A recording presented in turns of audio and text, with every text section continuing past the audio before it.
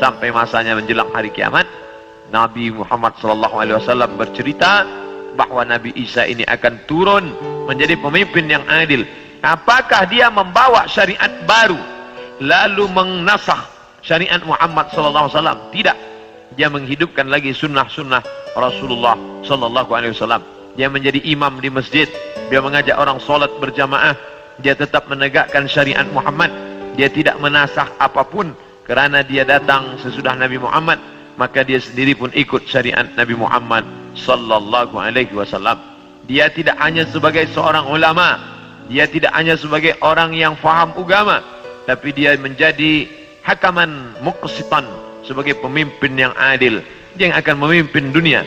Bila ini terjadi, maka hari kiamat akan segera tiba. Ini termasuk tanda yang fisik, yang nampak, yang orangnya langsung.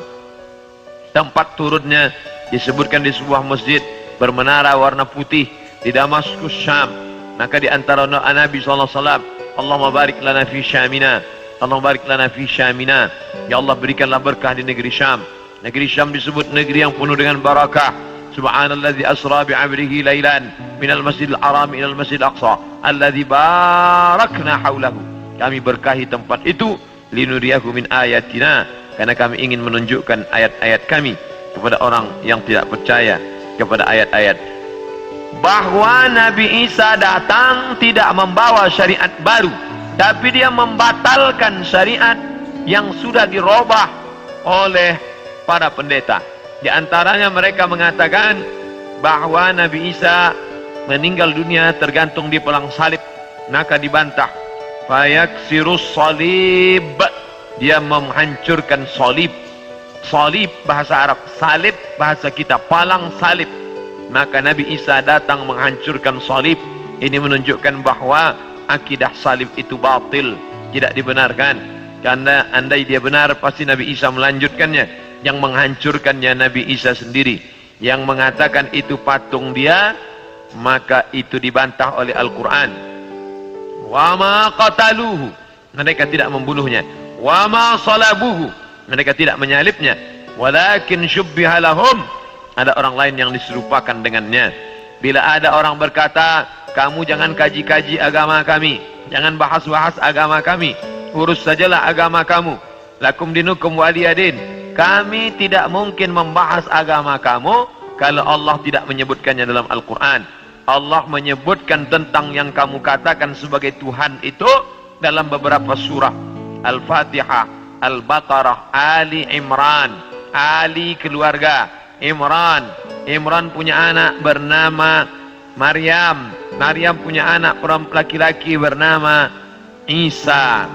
Dan Imran punya istri bernama Hannah. Hannah punya saudari perempuan, melahirkan anak laki-laki bernama Yahya. Dan Yahya punya ayah bernama Zakaria. Maka inilah keluarga yang kecil. Ada Imran, ada Hannah, ada adik Hannah, adik yang melahirkan Yahya, nama suaminya Zakaria. Dan Hannah melahirkan anak perempuan bersama Maryam. Dan Maryam punya anak laki-laki bernama Isa alaihissalam. Ini keluarga orang baik-baik, ini keluarga orang yang saleh, dan mereka itu tidak pernah mengaku dirinya Tuhan. Mal Masih ibnu Maryam illa rasul. Al-Masih tak lain tak bukan hanyalah seorang rasul. Qad khalat min qablihi rusul, yang sebelumnya sudah ada rasul-rasul. Adam, Idris, Nuh, Salih, Ilyasa, Zakaria, Musa, Yahya, Zulkifli, Daud, Sulaiman, Ayub, semuanya meninggal dunia. Maka Nabi Nabi Isa alaihissalam pun juga akan meninggal. Hanya saja dia meninggal tidak seperti Nabi yang lain. Hidupnya habis, berakhir. Nabi Isa akan datang sekali lagi dan dia akan menghancurkan salib-salib. Berikutnya, wa yaqtulul khinzir, dia akan membunuh babi. Apa makna membunuh babi? Kerana mereka menghalalkan babi, seakan-akan babi itu halal, padahal Nabi Isa tidak makan babi. Lalu siapa yang merubah ajaran Isa sehingga mereka menghalalkan babi? Maka yang merubah adalah Paulus. Kata Paulus, sejak Isa disalib menebus dosa manusia, maka semua binatang menjadi halal. Begitu juga dengan khitan. Nabi Ibrahim berkhitan, turun kepada Nabi Musa berkhitan, turun kepada Nabi Isa berkhitan, tapi dispesongkan, diselewengkan oleh Paulus yang bernama Saul, tidak pernah belajar kepada Isa, tapi lalu kemudian mengaku diangkat sebagai rasul oleh Isa, maka disebut namanya dengan Rasul Paulus. Maka ini dibantah oleh Al-Quran sama sekali. Maka Ibrahim Yahudian, Ibrahim bukan Yahudi, wala Nasranian, Ibrahim bukan Nasrani, walakin syubbiha lahum, walakin kana hanifan musliman, dia seorang muslim, hanifan, condong kepada kebenaran, muslim, wa ma kana minal musyrikin, dia tidak mempersekutukan Allah Subhanahu wa taala. Sedangkan Yahudi dan Nasrani mempersekutukan Allah. Yahudi mempersekutukan Allah dengan Uzair. Wa qalatil yahudu Uzairun ibnullah, orang Yahudi berkata Uzair anak Allah. Sedangkan Nasrani mempersekutukan Allah dengan Yesus, dengan Isa.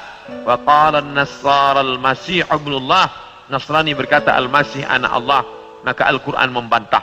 Bila ada orang mengatakan jangan kaji-kaji tentang agama orang lain, kita tidak mengkaji agama orang lain, kita sedang mengkaji Al-Quran, kitab suci kita yang bercerita tentang penyelewengan ajaran Nabi Isa alaihissalam.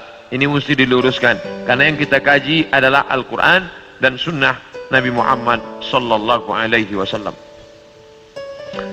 Wa yada'ul jizyah, Nabi membatalkan jizyah, upeti, pajak yang sebelumnya diterapkan oleh Raja Romawi dan Persia. Mereka hidup dengan cawan-cawan emas, pakaian sutra, tempat tidur yang tebal, dengan banyak-banyak pasangan, dengan istana yang megah. Padahal dari cukai, dari pajak yang dikutip dari setiap masyarakat.